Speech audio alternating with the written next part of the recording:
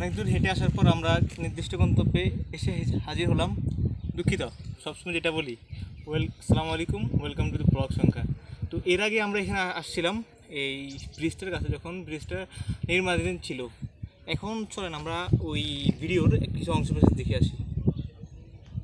এখন জাস্ট আমরা কাজ চলছে সেটা দেখাচ্ছি। এটা শুধু একটা সেতু না, 2 গ্রামের আবেগ, 2 গ্রামের ভালোবাসা, 2 গ্রাম এক সেতুতে একসাথে বেঁধে যাওয়া। আচ্ছা, তো ওই ভিডিওতে বলেছিলাম যে এই সেতুটা 2টা গ্রামের সেতু বন্ধন। তো বিশেষ কিছু বলার নাই, আপনারা স্ক্রিনশটে অলরেডি দেখছেন কে বানাইছে বা কার আন্ডারে এটা নির্মাণাধীন হয়েছে।